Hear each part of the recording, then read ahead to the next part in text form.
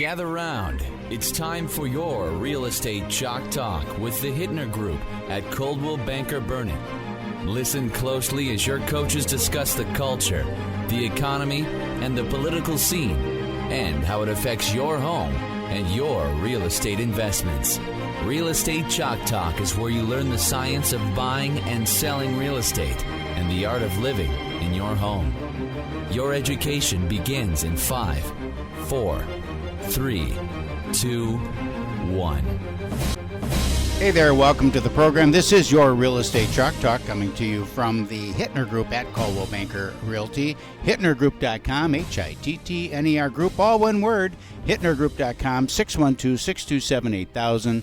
That's 612-627-8000. Give us a ring-a-ling-a-ling.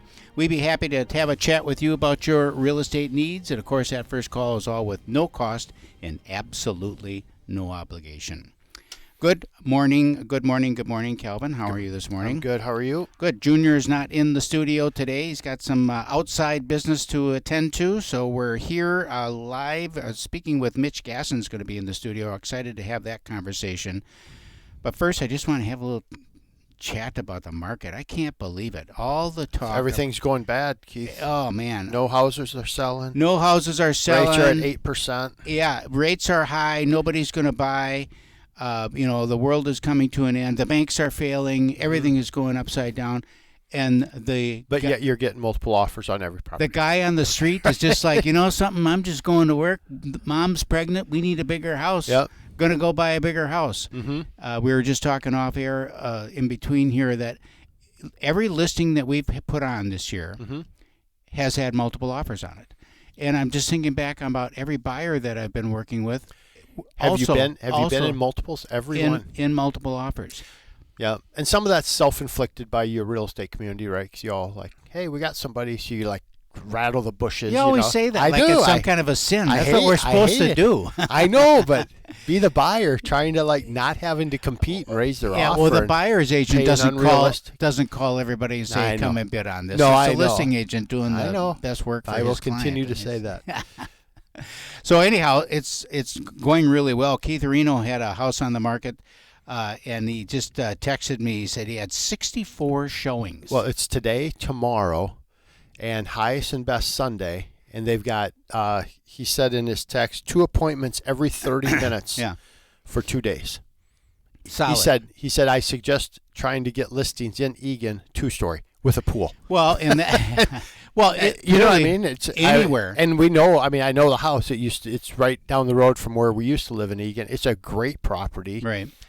Yeah. And look at that. 64 showings. And one person Yep. is going to get that house. Yep. So you got 63 people disappointed that are back out on the street looking. Yep. So yeah, the interest rates in some price points have had zero impact.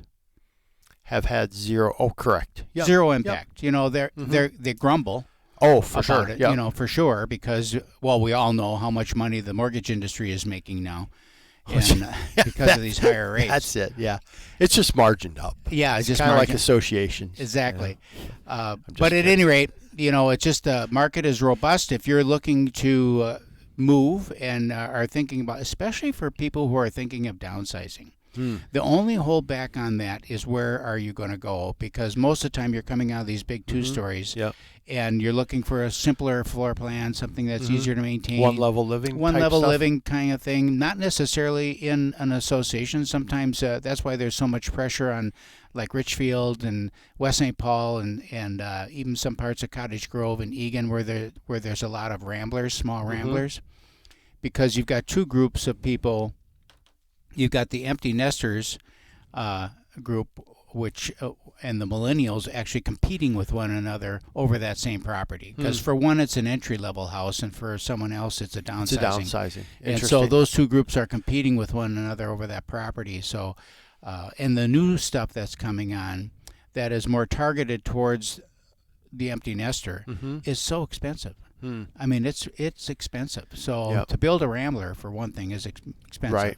And and it's just like they're priced up there, and then they expect better amenities. How many homes are on the market? Are we seeing inventory increase as well, Keith, or how are we looking well, inventory-wise? let's just take a look at that inventory, actually. If I can find it here and pull it up, I should have it right here. Because you would think with people hearing that homes are still selling, we have multiple offers, it would prompt people who are saying, man, rates are high, I'm probably just going to stay in my house. They should get that house on the market, correct? They should get, well, and here again, this is one thing that... Or can't they then find the home they want, and then everybody sits there and spins that's a in concern. a circle, right? That's a huge concern, and that is a restrictor in the marketplace. So a restrictor is the inventory. The lack of the right inventory. Okay, the appropriate inventory for that group of people. And so think about it. I mean, they're sitting in their house, probably, if it isn't paid for, it's mostly paid for. If it isn't paid for, they probably have a 3.5% interest rate sitting on it. Yep. So that you've got to have some incentives outside of rates and things like that. People are not moving right now. It's my experience. Everyone that we talk to has a reason. So it's more of a need. It's a need-driven move. Where 3 years ago, a need-driven move for the sellers or both. For even the buyers? Both. Okay. Where a couple of years ago there was a lot of speculative moving. People were just taking advantage. Right. I'm going to take advantage of the market. We got a place down in Arizona or whatever it is. A lot of COVID. People were moving out of state, moving to warmer climates because they could work remotely and such. And so they were just taking advantage of the market. I find that the people that I'm talking to now that we're working with are moving because they have some need that they're trying to fulfill. Something. So you think the 63 people who won't get that property in Eagan are all need-based? Yes. Really? Yeah, I think so. And the need in that particular property is, their kids are getting bigger, means their friends are getting bigger. They've got more activities going on at the house in terms of friends coming over. So they just need more space. And along with that, that's a pool house. So it's like, okay, so how can we bring kids to the house? Because it's a dangerous world out there and there's a lot of just goofiness going on. Yep. So we can bring them to the house. We can have our entertainment here at the house. Yep. I mean, that's why I've had a pool forever. That's why. Yep. Because I knew where the kids were. They're in my backyard with their friends. Yep. And and you get to know the kids, and it's just it's really something. If you don't have some kind of a sport court or a pool or some kind of a activity focal point in your yard, you're missing a great opportunity, in my opinion, to be able to keep those kids at home. Inventory. All right, so where are we at now? 4,000 homes in the 7-county metropolitan area for sale right now. 4,000? 4,067. Guess what it was a week ago? 4,063. Completely flat. Wow. So no growth, no shrinkage. So what's coming on is selling, replacing. is replacing. Yeah. Okay. So. And what's your thought on what would be like if you could design the inventory? How many homes would be on the market? 10,000. 10,000. Okay. Yeah, 10,000 homes would be a pretty balanced market at that point. I mean, right now we're still looking at. Let's see what's our average days on market? I'm gonna just look at that, see what the absorption. Because it seems like when I'm looking at homes right now, online, I'm seeing that they're sitting on the market for a bit, right? Well, a bit. 14 days, 20 days, yes, 30 days. Yeah, 30 is that days. Reasonable? Yeah, 30 days. Okay. Got about a month and a half of inventory. Normal balanced market. 3-4 months, right? Normal balanced market would be, about 4 months. 3 months of inventory would be pretty good. So there still is advantage seller. Okay. But the buyers, I think, are more sophisticated than they ever have been.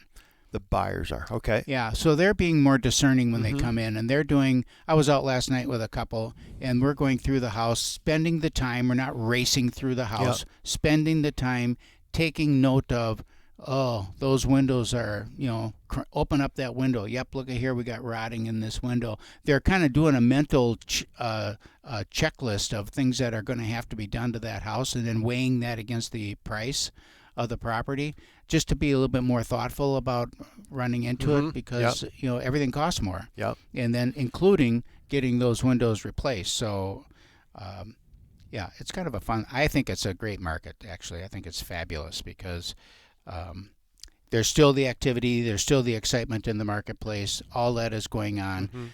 They grumble about people grumble about interest rates. They grumble about it, but they grumble about everything all the time. So it's And there's strategies that we're taking. We'll talk about in the fourth segment today. Just that we're taking to kind of just start people off with that lower rate. And we know that the market's shifting all the time, so we'll talk about why the market's shifting as well. So stick around for the fourth segment. When we come back, we're going to talk with Mitch Gasson. And Gasson Companies, as everyone knows the name. If you're in the industry, you know Gasson. They're the largest property management company in our marketplace. But I'm excited about this because I've been involved in, I built 14 different townhome developments. And so we've been involved in association work for a very long time.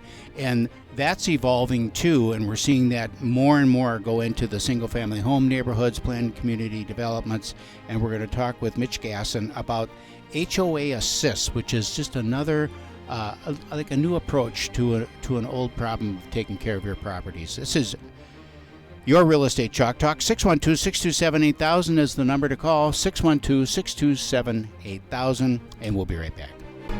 Hey, welcome back to the program. This is your Real Estate Chalk Talk, coming to you from the wonderful Hittner Group at Coldwell Banker Realty.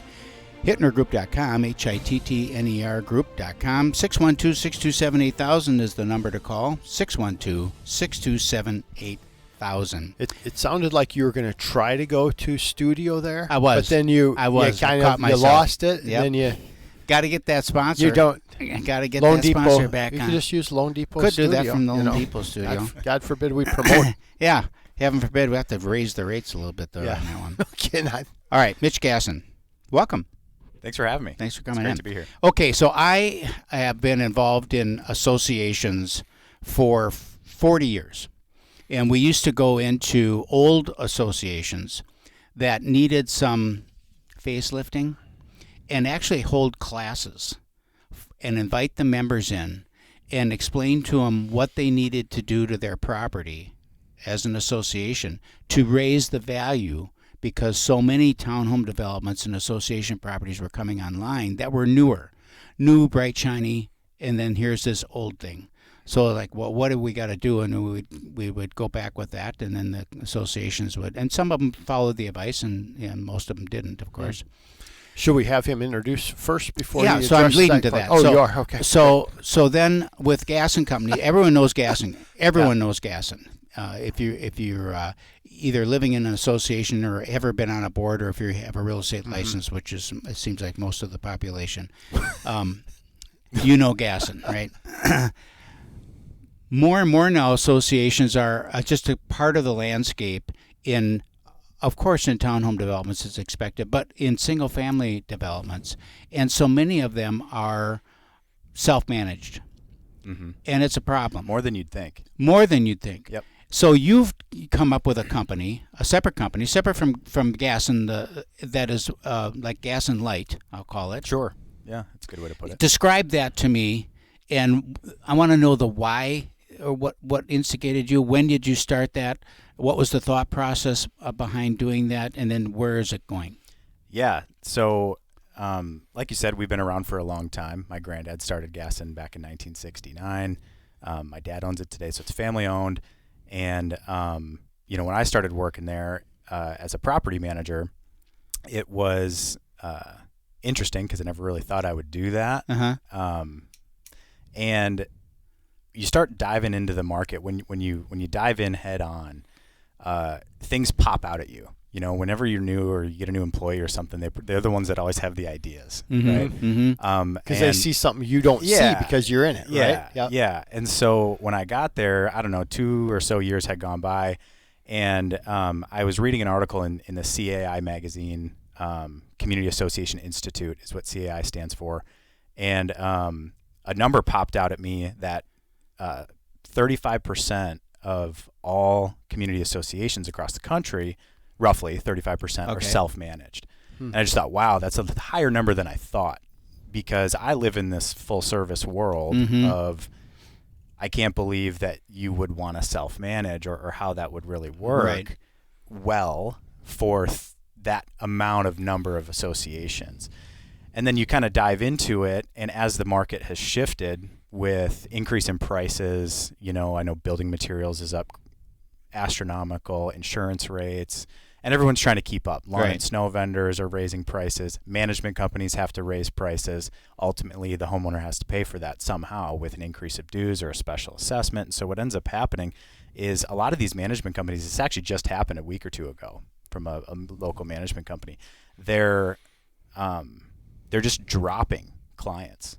So they're going through their portfolio and they're saying, you don't fit our criteria. You're not quote unquote profitable for us. And so you can either pay us X or find somebody else to help you. Wow.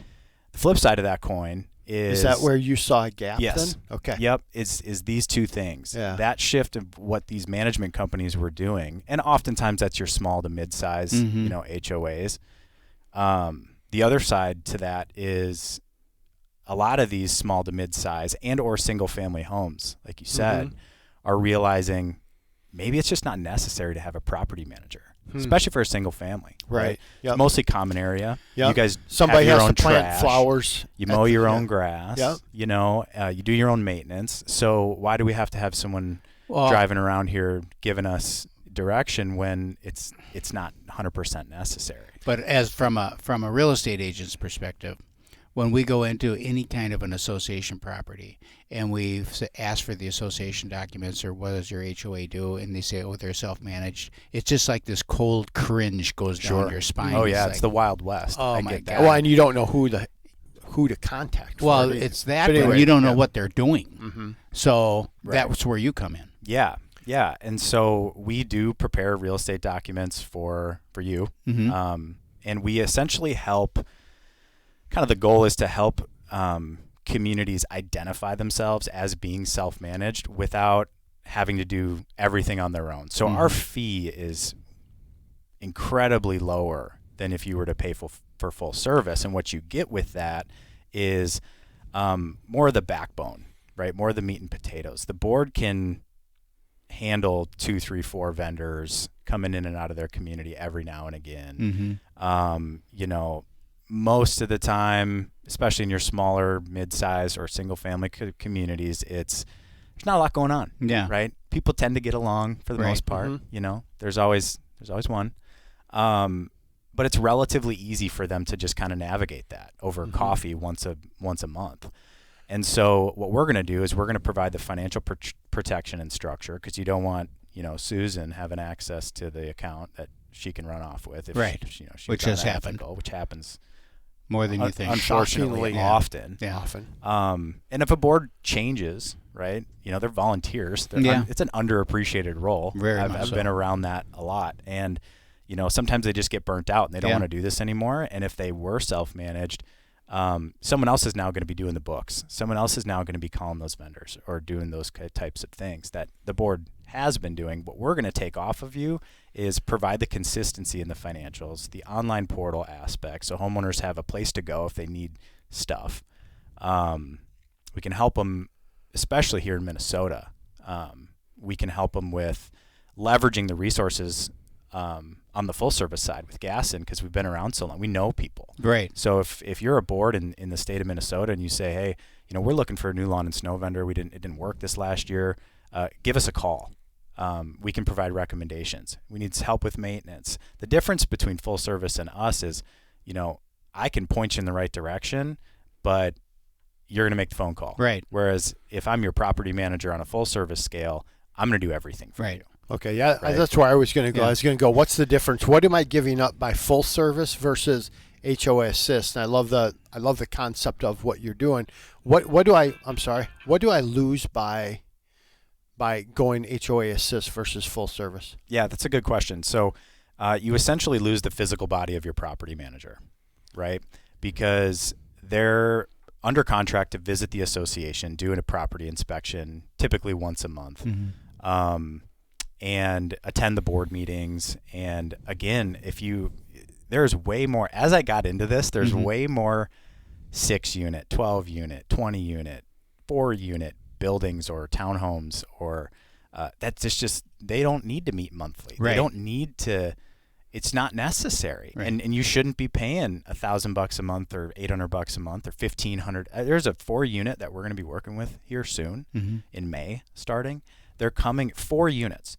They're paying a management fee of $1,500 a month. $1,500? $1,500 a month for a management fee. For 4 units. 4 units. So Yeah. break that down. Yeah.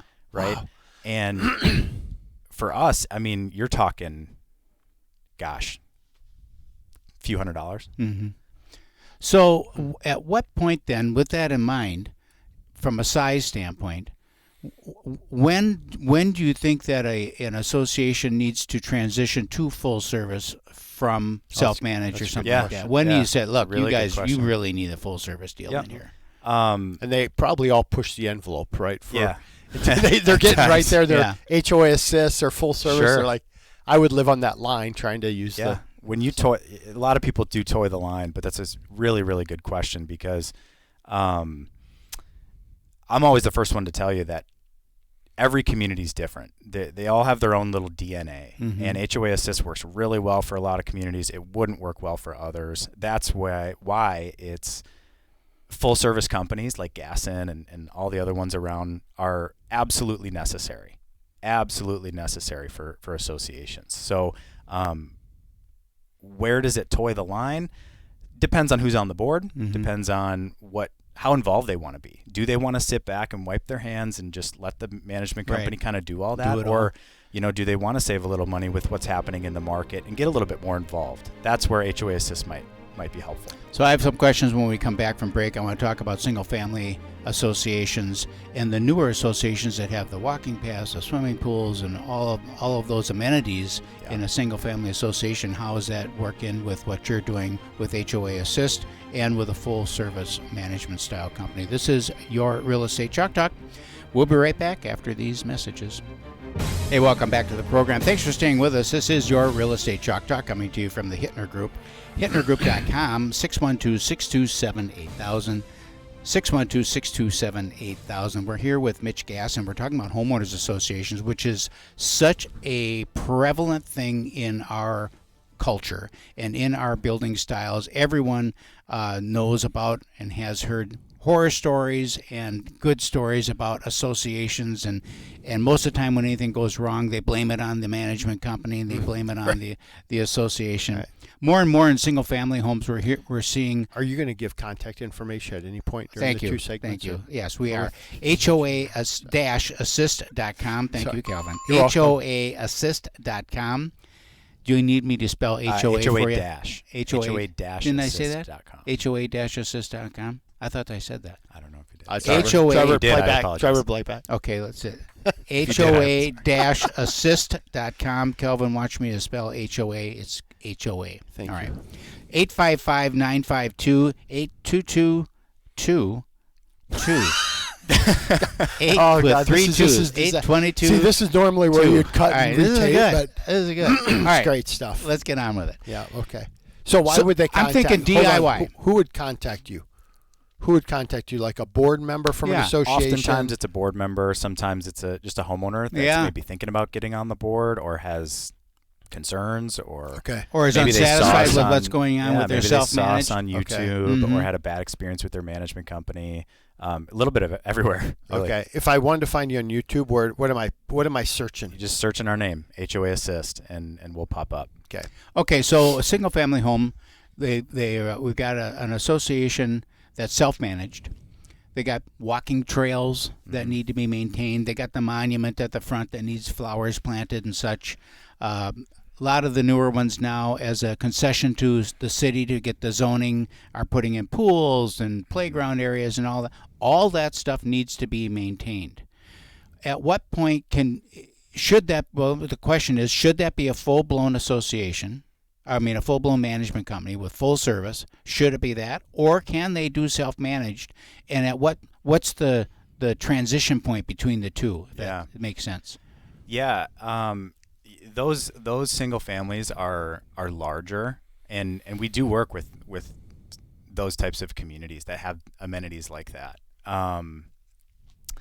Again, I kind of touched on it earlier. It all just depends on the DNA, like who wants to be on the board. Oftentimes in a larger community like that, you're going to have people that are more invested into their community. Maybe they bought there because of the pool for their kids, and they're a real estate agent, so they know this world, and they're like, I'll be on the board, and I can handle this. Okay.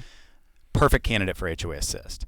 So it all kind of falls on the board. I kind of hate to say that because I know the board takes on They're listening and going, a lot. God, I hate that guy. Yeah, so I apologize, board members, but a lot of boards are extremely capable of doing that. Some not as much. And so as the boards figure out which direction they want to go, they look at cost, obviously, and then they look at workload. And I'm not saying it's tons and tons of work, but is the juice worth the squeeze? Explain the interaction between Keith, I'm writing that down. Is the juice worth the squeeze? Explain the interaction between like a full service gas and management versus HOA assist. What does that communication look like between the board members and the association? Yeah. And so the management board company? member with a full service company like Gasson is going to send an email or call their manager, or maybe during the meeting that they're all attending, they're going to come out with directives. And the manager is going to follow up the next day and say, these are the 12 things that, I took away from the meeting. Let me know if there's anything missing. I'm going to get to work. And then the manager is just going to go knock that list out, right? They're going to go call these 3 vendors. They're going to make sure the pool cleaner's there. They're going to do all the things that the board talked about, and then update the board throughout the week, right? So every week we send at Gasson a progress report. We call it a weekly update. And so they can kind of track how we're doing since we last met with them. So if they have questions, it's all broken down by category: completed, in progress, and pending. So they can kind of track what we're doing. On the HOA assist side, you're going to, that board member, we may not even be aware sometimes of what they're doing, right? Because they're just kind of handling it. Right. Sometimes they loop us in and they might have some questions. Sometimes they don't. Because you're a resource. And that's okay. Yeah. You just kind of call us if we can, more so in this state, in the state of Minnesota. It's hard for me to recommend certain vendors we're in 12 states nationally right now, which is exciting. But I'm not going to know the market and the vendors and the community like I do in Texas, like I do here, right? So I got to be a little careful on who I recommend. But so you mentioned you're in 12 states. So HOA assist is in 12. HOA assist is in 12 states. So Gasson's only in the state of Minnesota. Only in the state of Minnesota. And why? What's the reason behind that? HOA assist, we don't identify. We're not a management company. Okay. Right. So we don't have to have licenses in these other states to do what we're doing. Gasson does, right? So you have to actually have your brokerage license to be a accredited management company in Minnesota. And so, and we're from here. We love it here. Yeah. We know how to handle stuff here, right? So hurricanes, we don't really know what to do. Right. Hailstorms, snowstorms, that's our area of expertise. So that's kind of the break. Can you explain, you said you're not a management company. HOA Assist is not a management company. Kelvin, for your information, that's HOA-assist.com. Thanks, Mike. Spelling was tough. I know, HOA got in there. Okay, so what would you call yourself then? A consulting company or what? Financial services company. A financial services. Yeah, that's kind of how we phrase it. Okay. Interesting. Yeah. Smart. Yep. Because you take care of the books. We do. And do you collect the money then too? Do you do the billing? Do all of that? All of all the stuff that really the important pieces, right? And doesn't want to do. Nor should be. Yeah. So they're that liability that they have, and the burden that they just have of knocking on somebody's door if they haven't paid, or doing the books properly. They shouldn't be involved in that anyway. I mean, a lot of people are very capable of doing it. That's not what I'm saying, but it's very wise to outsource that to a third party, someone like us, just because you have that consistency where we've done this for a really long time. We know what we're doing, and you can just count on it. Right? So do you hire like the Vinnies of the world to kind of go get the money if you need to? My son's a pretty big guy, maybe he's looking for work. I have a story about that, but I won't. Oh, do you? Yeah. Can't say it? I can't really say it, but very effective. Very effective. So I think he's higher quality. Yeah, probably so. Do you find that the collection, from a collection standpoint, because you're doing right now, 100 associations or something? Yeah, like that? we've got about a little over 100 HOAs right now. On HOA Assist. On HOA Assist. Do you find that your ability to collect and dues current and and payment on time is much better when the invoice is coming from a third party, such as yourself. Yeah. With that letterhead on, it's just more official. Yep. And so your collection rate, do you have any numbers on that, what it would be for someone who's in a self-managed association and they got a couple of people out there that are either always late or don't pay or something like that, just to get them a hint on what the effectiveness would be if they just made this one phone call? Yeah, I mean, what we do is we try to push people to the portal for payments. It's just easier. Yeah. It's not 1984 anymore. You don't have to send a check with a payment coupon. Exactly. Because once you drop it in the mail, I have no idea what's going on with that. Yeah. And so we actually have. It'd be tough for senior because he still writes checks and then literally and staple from the copy, carbon copy to the invoice. Sure. Yeah. And it works. I'm not saying it doesn't work. But for us young guys, that's Yeah, right. yeah. We got to stick together. That's what we do is we try to just create these efficiencies that maybe haven't been there, especially for these older communities like you've talked about. The newer developments, it's a little easier. Of the units that we have that we work with, over 80% are paying online right now, which is great. Mm-hmm. And so what that does for the community is it helps just get them paid faster, which means vendors aren't waiting for payment, keeps their vendors happy, keeps the board happy. Homeowners aren't having to write checks. It's creating those efficiencies helps the community. How long, just because I'm curious, how long can somebody be missing their HOA things before, like what's the action you guys take? Like a payment? Yeah. If they keep missing, like I don't pay it. Yeah, so every month we're going to send a statement to that homeowner that has a balance. Okay. Every month they get it. And then if the board wants to escalate it from there, that's their call. Okay. Right? So if they want a nasty letter to be sent, then they have have to let us stuff. know, Okay. right? Mm-hmm. Yep. So, but on our part, we're at least going to let you know that you're past due, and we're going to give you an opportunity to pay. So HOA Assist, the board is still fully in control. You are there to do just what your name says, to assist them in fulfilling their duties as board members for that association. Very, very, very simple interesting. name. I love the simplicity of the name, and it's so descriptive of what you do. I mean, it's like, God dang. Because you and I love the names. And HOAassist.com, HOA-assist.com, 855-952-8222. How about that, Calvin? Rolled right off my tongue. It's awesome. All right, we got to head out to break. We'll be right back with money segment of the big program right after these messages. Hey, welcome back to the program. Thanks for staying with us. This is the big money segment of the program. Calvin Kamick, ladies and gentlemen. What do you got? I got a lot of stuff today. That's all coming from memory as my computer died.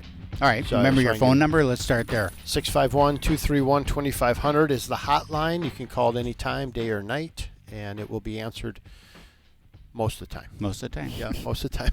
Not all the time. Depends. Honesty. But hey, here's honesty. I'll give you a little story to get in. So Keith and I have done business together for 20 I've been in the years. business 21 years, and probably of that 19 have been with each other, right? So we've been together. And early on, he told me two things. He said, you're never late on a closing, and whenever I call, you answer, and we'll be just fine. Nice. Very simple. Two very rules. simple. Two rules. Very simple. Yeah, I like and if you call, he knows that unless it's pretty rare that we don't reach each other, So and then after 19 years, you figure out you like each other, and that works too. But out. but initially didn't like each other at all. Yeah. No, I'm just kidding. Everybody always says though, you guys go back and forth all the time, so that's part of it. But let's talk about dynamic money. tension, we call that. Dynamic tension. All right. So money segment, and let's talk about what's going on in interest rates. Yesterday we hit the lowest level with mortgage interest rates since the first week of February, so that was good. You hit what? The lowest rates. Okay. Since February. So rates are coming back down a little bit, which is good.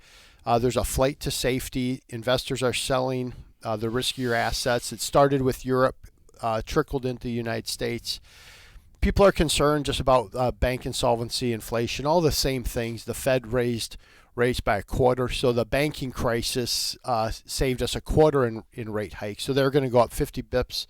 Or 50 basis points. They went up a quarter instead. That actually helps long-term money, hurts short-term money, which people need to understand always. Did they say? And didn't they also say they were like done raising? Yeah, they're pumping the brakes now. So I think we're going to actually, if we can just settle in and if we can start coming back, we've said, what did I say? Trevor wasn't here, so it's probably not recorded, but I said April 10th Okay. is the date that You we're going did to say April 10th. I did. That we're going to start trending the right way with mortgage interest rates. So, Okay. for example, your daughter and stuff like that were able to do some things. Yep. Yesterday gave me some stuff, so I called them and said, hey, we can get you actually even a little bit lower. And Super. so we're kind of, we're moving in the right direction because we were locking at 7 1/8, 7 1/4, 30-year fixed money. I mean, that's back to when we started working together. Yeah. And we've been on I tell everybody, I've been on a 20-year run of interest rates falling, right? Mhm. Now I'm like, I bottomed out. Now I'm like, oh, I do this again? Now we're going the wrong direction. Right. So I need this to be a shorter, it's the fastest increase we've seen in history, right? In mortgage banking, it's never gone up as fast as it did. In 4 months, we went from 3% to 7% in mortgage interest rates. So the highest increase ever. And now hopefully we can start to see that trend come back down. Hopefully we end up in the mid. We're really hoping that we can be like mid to low fives, and then maybe you pay a little money. Like right now there's bands. Like if you pay just a little bit, like I can go from 7 1/8 to 6 1/2, like, and it costs like a half point. It's like, oh man, that's worth it. Right. So we're kind of always showing people like, oh, we can do this or we could do that. So you can hopefully- get all the juice out of that. Oh, hold on. orange. Is the juice worth the squeeze? There you go. I'm using Is that. the juice worth the squeeze? I'm going to use that can on keep everything. that. I just have to. I can use that? Sure. Yeah. Mitch Gasson quote. All right. So anyway, we're hoping we end up in that low fives, high fours. That would be a sweet spot. And then can we just settle in? Just leave us alone. Mhm. Let rates be there. That's good. And that's part of a huge part of the psychology of the market. Yep. Is knowing that there's stability at whatever level. Right. People want to be able to look ahead and feel comfortable that what they see today is probably what they're going to see in 90 days. Yeah. And when there's that uncertainty, it makes people do funny things. Because then what the fun will be at that point, say we're at 5.5, then we're going to tell people, hey, we'll do this 1-0 buy down, or as Rocket Mortgage likes to say it, we have an interest buster, we call it a rate buster. I mean, we all call it something. Yeah. It's all the same thing, Give it a right? No name. mystery, Yeah. right? So it's 1% under for the first year, and then you say, okay, this saves you $150. Do you think you'll get a raise over the next 12 months where you can make up that $150? And so next year, when your payment's $150 more, will you be okay? And like, oh yeah, that's great. It's just a way Right. to ease people in, right? And so there's a lot of things But like that's that. a conversation that you just roll off your tongue like now, Mm-hmm. like it's a no big deal. But I guarantee you that is a conversation that is not had by most loan officers. Right. No. It just isn't. No. Well, that's when we do this family cash flow analysis when we're meeting with people. Just say, hey, let's look at your overall cash flow, because so if I'm talking to Mitch and he says, hey, I want to here's the proceeds of the sale of my house. I want to put it all into my new house. I'm going to say, love the idea, but let's look. And then you notice, hey, we have this credit card debt here. We have this credit card debt here. We have this car loan with one payment or 3 left. Instead of 20% down, let's go 15% down because, your interest rate's better, right? Because you got somebody else on the hook, right? So let's go 15% down, use that other 5%, pay off these things. And now from a family cash flow, we're better. We're better than we would have ever been.